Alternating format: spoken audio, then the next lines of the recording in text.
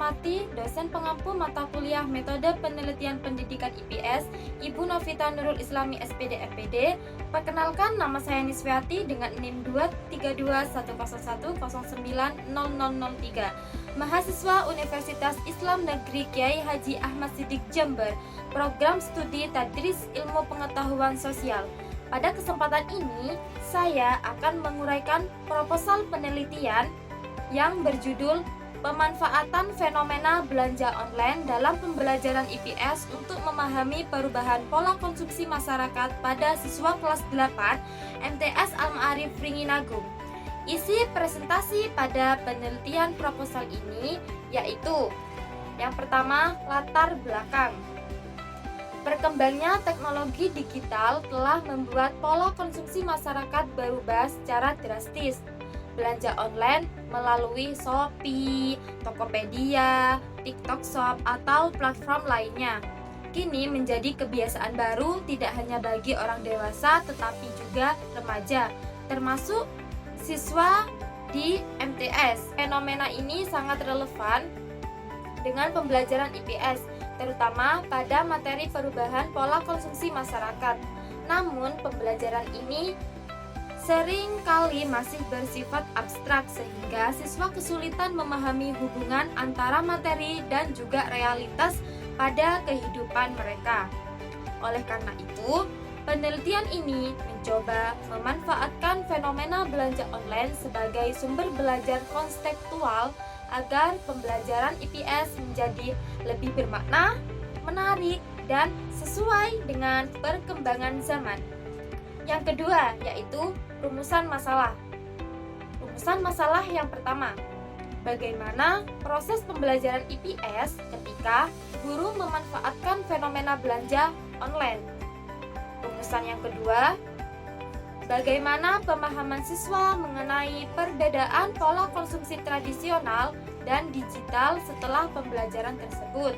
Rumusan masalah yang ketiga yaitu bagaimana respon dan pengalaman siswa setelah mengikuti pembelajaran berbasis fenomena belanja online. Yang ketiga yaitu ada tujuan penelitian. Tujuan penelitian salah satunya yaitu mendeskripsikan proses pembelajaran IPS yang memanfaatkan fenomena belanja online, mengetahui pemahaman siswa tentang pola konsumsi tradisional dan digital, dan menggali respon, pengalaman, dan juga perubahan cara berpikir siswa terkait konsumsi di era digital. Yang keempat, yaitu ada manfaat penelitian. Manfaat penelitian di sini ada dua. Yang pertama itu manfaat teoritis dan juga manfaat praktis. Manfaat teoritis adalah membicarakan kajian dalam pendidikan IPS terkait pemanfaatan fenomena sosial ekonomi terkini, memperkuat konsep literasi digital dan juga pembelajaran, menjadi dasar bagi model pembelajaran IPS berbasis fenomena. Yang selanjutnya ada manfaat praktis. Manfaat praktis di sini ada bagi siswa, ada bagi guru, dan juga bagi peneliti selanjutnya. Bagi siswa, pembelajaran menjadi relevan dan mudah dipahami, meningkatkan motivasi, literasi ekonomi, dan kemampuan berpikir kritis.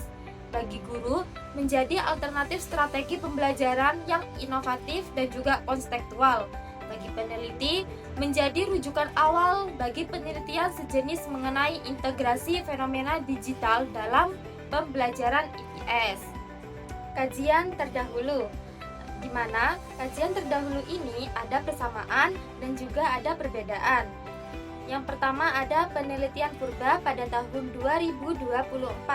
Persamaannya, penelitian purba dan penelitian ini sama-sama membahas fenomena belanja online sebagai bagian dari perubahan pola konsumsi masyarakat di era digital. Sedangkan perbedaannya ialah penelitian purba berfokus pada perilaku konsumsi siswa sehingga pendekatannya lebih psikologis. Sedangkan penelitian saya meneliti proses pembelajaran yang menggunakan fenomena tersebut. Yang kedua, penelitian Muhammad Fikri pada tahun 2024. Persamaannya, kedua penelitian ini sama-sama mengangkat isu perubahan pola konsumsi masyarakat akibat berkembangnya teknologi digital menjadi bagian dari kehidupan sehari-hari. Perbedaannya, kalau penelitian Fikri mengkaji pola konsumsi masyarakat secara luas baik di perkotaan maupun di pedesaan.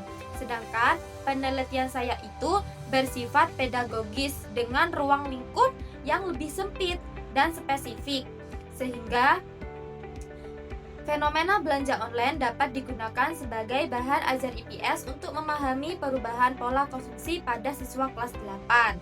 Yang ketiga ada penelitian Gotama 2022. Persamaannya, kedua penelitian ini sama-sama menyoroti belanja online sebagai bagian dari perubahan perilaku konsumsi masyarakat di era digital. Keduanya mengakui bahwa perkembangan teknologi mempengaruhi cara individu berbelanja dan membuat belanja online menjadi fenomena sosial ekonomi yang penting. Perbedaannya, penelitian Gotama itu meneliti pengaruh literasi digital dan literasi ekonomi terhadap pembelian inklusif siswa menggunakan metode kualitatif dan analisis regresi, sehingga penelitian ini tidak mengukur pengaruh variabel apapun. Yang keempat ada penelitian Amori pada tahun 2025. Persamaannya sama-sama membahas transformasi perilaku konsumsi akibat ekonomi digital, termasuk e-commerce, media sosial, dan pembelajaran digital. Keduanya menegaskan bahwa digitalisasi telah mengubah cara masyarakat dalam membeli barang, memilih produk, dan mengelola konsumsi. Perbedaannya, penelitian Amori adalah pengamatan literatur yang bersifat makro, membahas perubahan perilaku konsumen dalam skala masyarakat yang luas. Sedangkan penelitian saya fokus pada lingkungan sekolah dan pemanfaatan fenomena belanja online untuk meningkatkan pemahaman siswa terhadap materi IPS. Yang kelima ada penelitian dari Zulfa Ludiana pada tahun 2024. Persamaannya, keduanya sama-sama menyoroti pengaruh perkembangan teknologi terhadap perilaku konsumsi remaja di era digital. Keduanya sama-sama meneliti bagaimana platform digital, baik media sosial maupun e-commerce, membentuk pilihan gaya hidup serta keputusan pembelian kelompok pada usia muda. Perbedaannya, kalau penelitian Zulfa itu fokus pada pengaruh media sosial terhadap perilaku konsumsi remaja di daerah Ponorogo, serta menganalisis faktor internal dan juga eksternal yang mendorong konsumsi digital. Sedangkan penelitian saya tidak membahas media sosial atau perilaku konsumsi remaja secara langsung, melainkan menggunakan fenomena belanja online sebagai media pembelajaran IPS. Selanjutnya yaitu metode penelitian. Bagian ini menjelaskan cara penelitian dilakukan. Uraian mencakup yang pertama jenis penelitian. Jenis penelitian ini menggunakan jenis penelitian kualitatif dengan studi fenomenologi yang merupakan pendekatan yang mengeksplorasi esensi pengalaman hidup individu atau kelompok dalam konteks tertentu. Yang kedua yaitu subjek dan juga objek penelitian. Jadi subjeknya itu siswa dan siswi kelas 8 di MTS Al-Ma'arif Ringin-Agung. Yang ketiga ada lokasi penelitian. Lokasinya ini berada di Sekolah MTS Al-Ma'arif Ringin-Agung, Desa Pondok Jeruk, Kecamatan Jombang, Kabupaten Jember. Yang keempat ada teknik pengumpulan data. Yang pertama ada wawancara, yang kedua ada observasi partisipan. Kalau wawancara itu semi terstruktur dengan pertanyaan terbuka. Teknik ini memungkinkan peneliti menangkap masa emosional dan konstekstual. Selanjutnya ada observasi partisipan. Peneliti terlibat langsung dalam kegiatan sehari-hari partisipan. Yang kelima ada teknis analisis data. Ada triangulasi, metode, dan juga triangulasi data. Kalau triangulasi metode itu teknik yang melibatkan penggunaan lebih dari satu teknik pengumpulan data. Kalau triangulasi data itu teknik yang menggunakan sumber data yang berbeda, misalnya dari partisipan berbeda atau dari artefak untuk membandingkan dan mengkonfirmasi temuan. Yang terakhir yaitu kesimpulan penelitian. Penelitian ini menyimpulkan bahwa fenomena belanja online dapat menjadi sumber belajar konseptual yang efektif dalam pembelajaran IPS, khususnya untuk membantu siswa kelas 8 memahami perubahan pola konsumsi masyarakat di era digital.